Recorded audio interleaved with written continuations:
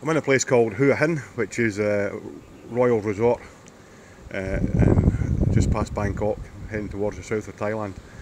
It's a lovely place, nice beach. Bit of activity on the beach today. Earlier you could see horse riding and some jet ski type activity, but that's gone now. But anyway, the big star of the day is Calum, who's sitting right here. Hello, Calum. Hi. And we're going to interview Calum about his experience at the elephant camp, which he's just left and arrived in Hua Hin in the last 2 minutes. So Calum, Yes. did you enjoy it? Yes, it was good. Hard work, but worth it. Is it true that you spent the first week walking dogs? No, I spent the first week looking after monkeys and gibbons, macaques, And which way did you look after them? feed. We prepared in the mornings, we always prepared food here on primates.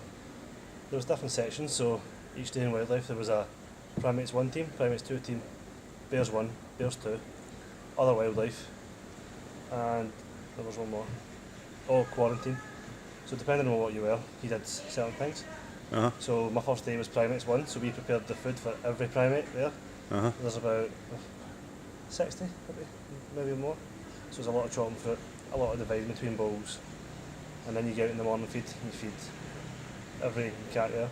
You split it between teams, but not sure more. So, are these animals kept in cages? Yes, they're currently kept in cages. With the gibbons, the 11 pairs, and they're usually paired off for life. So the target with the gibbons that are currently kept in cages alone is to put them into cages to then introduce to males and females. And then eventually they're gibbon islands, there's a lake just next to it. So the target is to get the gibbons onto the lake and living as close to a wild life as possible. Most of the animals that are currently in the centre can never be released because most of them are pets. Effectively domesticated. Yes. How did they end up in the camp in the first place? Were they handed in by members of the public? There was that many different stories. There was a gibbon, it was quite funny. It was with a police officer in Bangkok, living in an apartment, and they slept in the same bed together, basically. And this gibbon thought the way it was going, in her mind, the way she paired off her life, that was her partner. So the night he brought a woman home, the woman got attacked viciously by a gibbon. So that was at the point he realised, I've made a bad mistake here. Yes. And that's a bad thing. So that's the kind of thing he then handed the gibbon in. There's other stories where they've been rescued but badly treated, and someone that's involved in the centre or knows about the centres went and goes, they're taking this away from you. It's Okay. not ideal. And there's that many different stories between all the primates. What kind of success rate is there in getting some of the animals back into living in a effective independent lifestyle? I'm not figures. I'm not sure. I do know they've got the highest re-release rate in Asia. In That's Thailand, excellent. I think. Yeah, that's good. Yeah. So they do re-release, and if they're not re-released, they try to get them as close to natural. Currently, they're working on a project for them now. They've just bought 20 acres of land, and they're going to try and make it a multi-wildlife sanctuary, where you'll have macaques, elephants, gibbons. There's a lot of lakes, so the gibbons have got to go on the islands because they're too dangerous to macaques. So they'll live in the island in the middle of the water. You have the elephants roaming, you have the macaques roaming. There's got to try and get deer, boar, as much natural wildlife into that habitat as possible. And where is this new acreage? Is it close to the current camp? Yes, it's joined on, really. You've got the centre, and then you've what they call Midlands and Newlands. It's just a long line. They've just continued to buy land along. And that land used to be used, the Project 4 was used to be logging, I think. Logging, yeah. Logging and mining. There's quite a few quarry holes there. For sand, I think it was only, to be honest. But so they've managed to buy this land. And there's a lot of natural water coming into it. What is the actual name of the organisation you were working with? WFFT, Which means?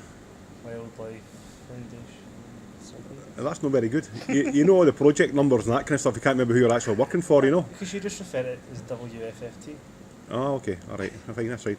Okay, well, first of all, if Calum doesn't know who he was working for.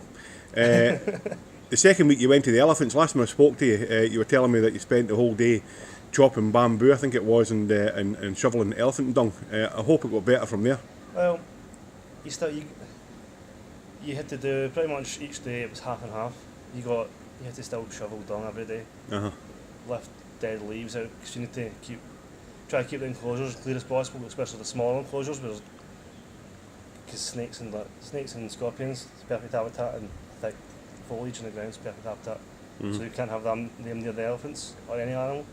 So we constantly have to compost, we collect it and we throw it away, and it gets used eventually once it's decomposed. You know, there's a company in Chiang Mai, it's called the Elephant Poo Poo Paper Company, and they actually manufacture paper products. I think you were at that place one time a couple of years ago. Yeah. Do they do anything like that with the place you're in just now? They don't have that kind of facility? They use it's to fertilise trees. Fertilise trees? Everything is. They're very self-sufficient in terms of using that stuff. They do a lot of recycling. Leftover food, and for the dinner at night is fed to the dogs. Anything that is too tough for some of the elephants that get really bad teeth, can't eat through the skin, that gets fed to the pigs. So there's minimum waste at least. How many animal species be actually looking after in total, do you know? Not sure, because there was a lot. You had otters. Quite a lot of people have a lot of otters in Asia as pets. Yeah, very good. Yeah. So there's quite a few otters there. We had a cassowary. What's that? You know, it's an Australian bird. It's got a very bright red and blue head. Okay. And a kind of crown. It's black. The rest of his body. It's the second most deadly animal in Australia. What? This bird? Yes. Why? This height. Okay. And it's like imagine a dinosaur coming at you. The claws it's got, it just jumps up and slashes you. And it guts you, does it? Yeah. It's the second most dangerous animal in Australia? Yeah, I think so. Well, I don't think I'm very keen on meeting that animal. Well, this one was, it used to be a pet in a temple, and it escaped in the village, ran riot, and the villagers got it, and they hit its head off the concrete, so it got very bad brain damage. So actually just... Alright,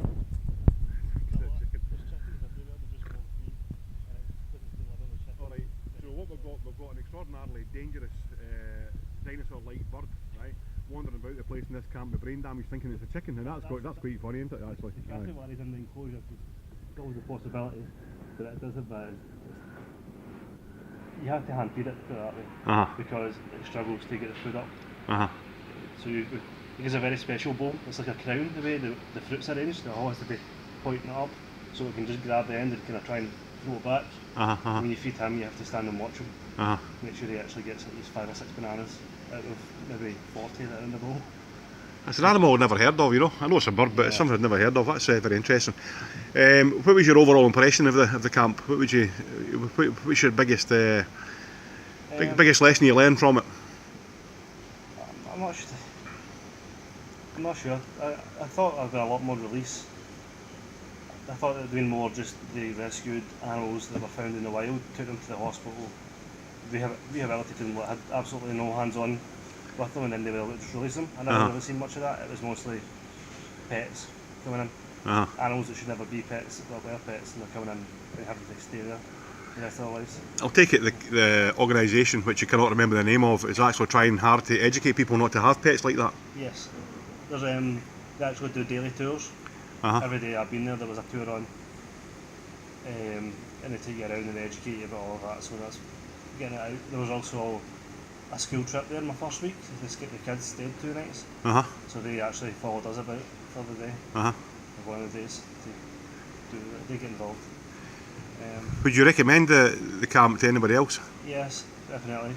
I think the only thing was, because you kind of thought it was a little like a zoo, the way it's structured now, but knowing that they've tried to progress to this multi-species habitat, I feel that makes it more natural. So the fact that they are trying to progress it and remove the cages and put them into a habitat where they can run free and wild, that's better. Makes you feel better about it rather than just, that animal's got to live there alone for its life. Understand that, yeah. And anything you want to add? No, I do recommend it. Okay, so it's hard work. I don't think it's a holiday. It's not a holiday. No. Well, actually, on that point, it's a volunteer camp. You have to pay to enter the camp, and how much is it for a week again? 1 week? Do you remember? I'm not sure. It's different for elephants and wildlife. Okay. But if you're going to go for it, make sure you go direct. I know people that paid more than what I paid for 2 weeks. They were only there for 1 week. So okay. So is it WFFT.com? Yeah. Anybody's interested in doing this camp? You can add it to the video. We'll add it to the video. We'll do that. We'll do that. Anyway, it's good to see you. And now you're in Hua Hin for a couple of days. We're going to Bangkok for a couple of nights. Then you're going back to Scotland soon. And I think it's safe to say you've had a fabulous time in the last 2 or 3 weeks in Asia, or Thailand in particular. It's not the country people think it is, eh? No.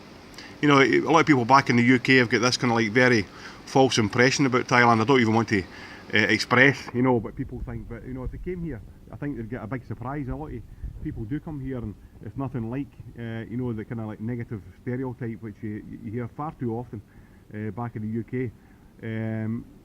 Up in the north of Thailand, where I spend most of my time, you know, people are just good people, honest workers, go out there and toil and every single day in life in small businesses and micro businesses and this kind of idea, trying their best to get on and to do the things that everybody wants to do in the whole world, is to look after the family, to love, to be loved, and basically just remember the human race, getting on with it, you know, in a family unit. You know, the people who feel the need to constantly express their opinion that Thailand is a place for, you know, all the usual rubbish, I can't even bother repeating it.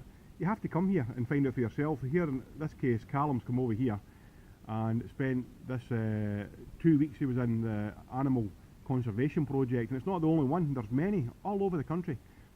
And not only are there many animal conservation projects here in Thailand, I believe Thailand's got the largest number of national parks of any country in the world, you know, going by head of population. Everywhere you look, there's a national park. Everywhere you look, conservation is top of the agenda. They're constantly battling against people trying to build, you know, illegal resorts within national parks, and they ban hotels, etc. They really try their best to make sure that there is a constant stream of wildlife-friendly places available throughout the country. And one of the things that people don't know, and I think Calum can maybe comment on this just now, is that you still get elephants living in the wild here in Thailand. You still get many alligators, or actually I think it's Asian crocodiles.